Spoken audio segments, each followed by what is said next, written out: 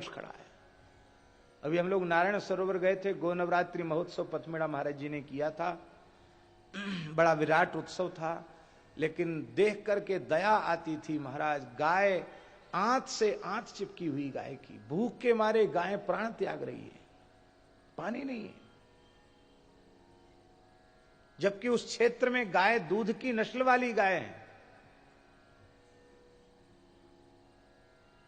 देश के विकास का दावा वहां एकदम खोखला दिखाई पड़ता है। कहां देश का विकास हो रहा है?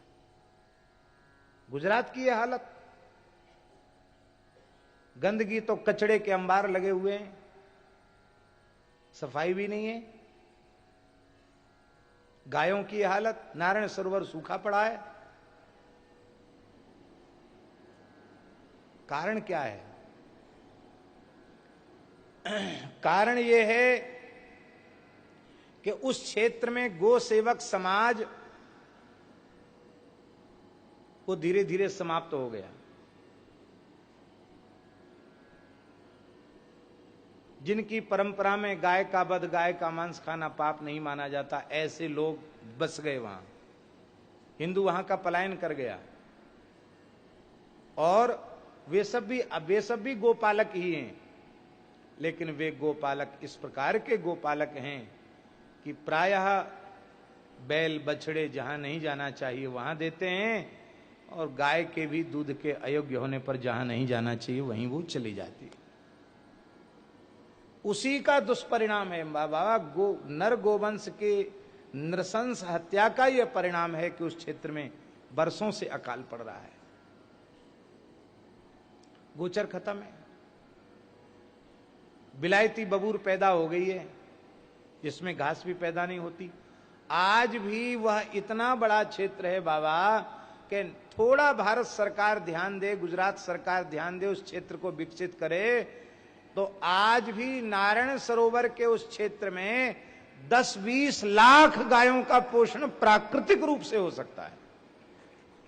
इतना क्षेत्र पड़ा हुआ है। और भौगोलिक दृष्टि से और जलवायु की दृष्टि से वहां ठंडी नहीं पड़ती, वहां बहुत ज्यादा गर्मी नहीं पड़ती, तो वहां गोवंश प्राकृतिक रूप से अपनी प्राण रक्षा कर सकता है। लेकिन इच्छा शक्ति का अभाव है। दूर दूर तक गाय की रक्षा, गाय की सेवा की बात इनके दिमाग में ही नहीं है। क्यों नहीं है दिमाग में? उसका मूल कारण यह है कि गाय वोट नहीं देती। जिस दिन भारतवासी ये निश्चित कर लेंगे, भारत के सभी लोग चाहे किसी भी प्रांत के हों, कि हम उसी व्यक्ति को अपना मत देंगे जो प्रतिज्ञाबद्ध होगा गोरक्षण के लिए, शपथ लेगा समाज के सामने। और नहीं तो हम अपना मत नहीं देंगे। हमारा मत लेकर ये शासन में बैठकर गोवध करते हैं, ऐसे लोगों को हम अपना मत नहीं देंगे। जिस दिन भारत की जनता ये निर्णय कर लेगी, उस दिन गोरक्षा हो जाएगी। लेकिन दुर्भाग्य है देश का, गो सेवा के क्षेत्र में लगे हुए लोगों को कितनी कठिनाइयों का सामना करना पड़ता है, ये आम जनता नहीं समझ पाती है। ये तो जो गो सेवा के काम में लगे हुए हैं उनको इस बात का अनुभव होता है। हमारे लिए लोग कहते हैं, अरे बाबा पे कहावत की कमी है, बाबा तो कथा बांच रहे। हमारे ब्रिज में ही कहते हैं लोग, बाबा तो खूब कथा बांच रहो, बड़े बड़ो पैसा रो, बड़े बड़े सेठ साहूकार बड़ो रुपया पैसा दे रहे हैं बाबा को। और सरकार ने भी सहायता दी है, हमको ये नहीं कहते, राजस्थान सरकार ने भी सहायता दी है। लेकिन इसके बाद भी आज जड़खोर गौशाला के ऊपर लगभग 1,60,00,000 का कर्ज है जो बैंक से लिया गया है। इतना होने के बाद इस समय 7,500 से ऊपर गोवंश है। थोड़ी देर में 8,000 हो जाएगा।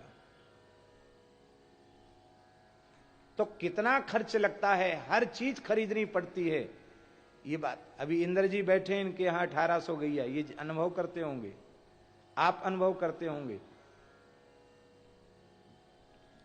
गो सेवा में लगे हुए लोग क्या अनुभव कर रहे हैं, ये स्वयं करके आप देख लो कितनी कठिनाइयां आती हैं। गाय दुर्भाग्य से केवल शासकों के द्वारा उपेक्षित नहीं है, समाज के द्वारा भी उपेक्षित है। शासन और समाज दोनों उपेक्षा कर रहे हैं। गिने चुने उंगलियों पर लोग हैं जिनकी पवित्र लक्ष्मी गो सेवा के पवित्र कार्य में जा रही है। आज अच्छा महाराज जी एक बात बताइए, ज्यादा नहीं, केवल आस्तिक हिंदू सत्संग से जुड़े हुए लोग केवल इतना निश्चय कर लें कि हम अपनी आय का दशांश गो सेवा में लगाएंगे, जहां भी हैं वहां रहकर गो सेवा करेंगे, उसका अपनी आय का दशांश गो सेवा में लगाएंगे, तो हमें ऐसा विश्वास है कि इस देश में इतना बड़ा दशांश के रूप में राशि इकट्ठी हो जाएगी कि एक भी गाय कूड़े कचड़े के ढेर पर खड़ी नहीं दिखाई पड़ेगी। हर गाय सुंदर अच्छे गो सदन में आश्रय प्राप्त कर रही होगी और हर गाय सुखी होगी। भूखी कोई गाय नहीं होगी, सुखी कोई गाय नहीं होगी। लेकिन 10% की तो चले, क्या 1% भी लोग ईमानदारी से खर्च नहीं करना चाहते हैं। इसलिए हम प्रार्थना करते हैं, सभी संतों से प्रार्थना करते हैं, अपनी अपनी परंपराओं की जो साधना उपासना की परिपाटियां हैं उनके अनुसार साधना उपासना करते हुए भी अपने मूल अस्तित्व को बचाने के लिए, गोवंश संरक्षण संवर्धन के लिए अब संतों को कमर कस लेनी चाहिए, ब्राह्मणों को, वक्ताओं को, विद्वानों को कमर कस लेनी चाहिए। कई बार क्या होता है कि अरे भैया कलयुग है, ये तो होना ही है, हम कहां तक करेंगे, इस तरह से लोग उदासीन हो जाते हैं।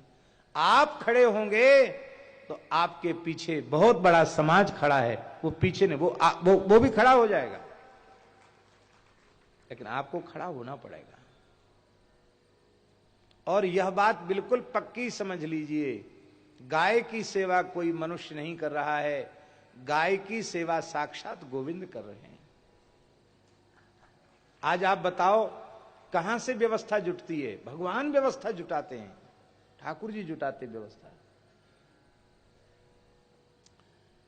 3 काम मेरे विचार से प्रत्येक सत्संगी भाई बहन को, मनुष्य को करना चाहिए। एक तो गोवंश संरक्षित हो, संवर्धित हो, सुखी हो, भारत की धरती गोवध के कलंक से मुक्त हो, इसलिए नित्य प्रति ठाकुर जी से प्रार्थना करनी है। इस काम में 1 रुपए का भी खर्च नहीं है, आप कर सकते हैं। अपने इष्ट मंत्र की 4 माला 5 माला जप करनी। इतना भी नहीं हो सके तो ज्यादा नहीं, घड़ी देखकर 15 मिनट राम नाम